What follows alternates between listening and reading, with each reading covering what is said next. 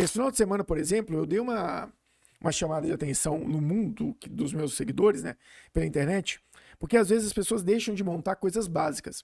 Eu estava dando um exemplo lá. Eu tenho um padrão de folha de pagamento que eu crio de relatórios de gerenciamento. Quando você tem 300 funcionários, não funciona, mas quando você tem 20, 30, 50 no máximo, dá para atualizar. Ainda mais se você pode exportar os dados. Então tem um padrão de uma tabela que ela faz toda a previsão de folha de pagamento, analisa todos os custos que tem numa operação, e ela te dá uma visão clara de todo o custo da sua folha de pagamento do seu time. Carlos, mas para que isso serve? Se você quiser fazer um BI por cento de custo, por área de negócio, por análise de tipo de gasto, de benefício, de como compõe sua folha de pagamento, tudo isso é possível se você tem um bom plano de um bom controle de informação. Então eu preciso fazer aquilo ser estruturado e replicado. Por quê? Se eu quiser hoje ter uma análise, eu tenho. Conecto um BI lá e tem essa análise. Se amanhã eu quiser ter uma outra análise, como eu já tenho um BI conectado ali e ele já me atualiza todos os dados de forma consistente e estruturada, o que eu preciso fazer agora? Simplesmente pegar esses dados que já estão estruturados e validados e conectar um outro BI, uma outra análise. Então, por exemplo, nesse mesmo cliente, eu quero saber quanto custa minha folha de pagamento. A resposta está lá. Quero saber quanto que é minha folha líquida, para falar de fluxo de caixa. A resposta está lá. Eu quero saber qual a relação entre folha líquida e custo total. A resposta está lá. Eu quero saber qual que é minha folha de pagamento por departamento, comercial, administrativo, e quanto que isso compõe. Está lá. Eu quero saber qual que é o impacto se eu quiser bonificar com 14º salário toda a minha empresa. Eu quero projetar minha folha de pagamento até o final do ano, de forma detalhada, para que eu possa comparar o quanto que eu estou ou não assertivo no aumento do custo da minha folha de pagamento. Estaria lá dentro também. Então você cria um ambiente muito mais estruturado. E essa é a próxima fase, porque as pessoas param nesse primeiro momento, que é criar um BI, que está aqui, ó. As pessoas pararam aqui dentro. Eles saíram do modelo que eles faziam uma análise para cada operação. Inclusive, eu devia ter trago umas imagens gráficas aqui para poder mostrar isso para vocês, para ficar mais claro.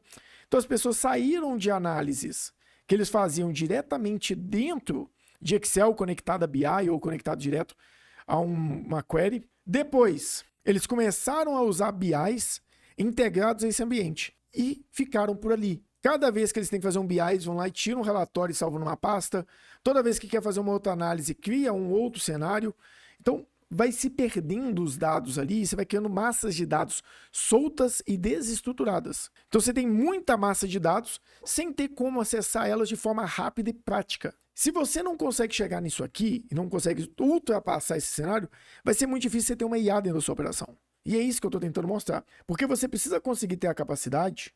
Claro, você pode ter IA para vários cenários, mas IA depende de fonte de dados de qualidade. Se você coloca porcaria numa IA, ela vai acelerar muito a produção de outros serviços de não qualidade baseado na mesma porcaria que você colocou na entrada. Então, se você tem uma entrada ruim, a saída vai ser ruim. O que eu tenho aqui? Depois, uma fase que eu preciso começar a trabalhar estruturando o banco de dados. Eu vou lá e mapeio as origens dos dados que eu tenho, se é um servidor interno, se é uma nuvem, se é uma API. Começo a tratar os meus dados, seja direto numa query, numa DAX, numa ETL mais sofisticada, através de uma própria API ou através de um SaaS, de um micro SaaS que eu tenho, eu começo a ter os dados limpos e estruturados dentro de um ambiente. Então você vai começar a construir um ambiente de banco de dados limpo e estruturado. E aí sim, você vai começar a construir BIs. Você vai começar a construir bons BIs dentro do ambiente. Só que aqui ainda, se você não conectar a essa visão de quem é o analista que entende a dor do cliente, você vai ter bons BIs que não estão estruturados de forma correta porque foram construídos por um analista de banco de dados, por um cara de TI, por alguém que não está ligado ao negócio. Então você tem que começar a entender que aqui a gente vai precisar ligar isso tudo ao negócio da empresa. Então eu preciso ter pessoas que vão determinar as análises que precisam ser feitas diretamente ao negócio. Cheguei até aqui, eu posso dar um próximo passo e para uma próxima fase, que é a melhoria. É garantir que eu tenha coleta de dados de forma limpa, acelerada, sem gargalo.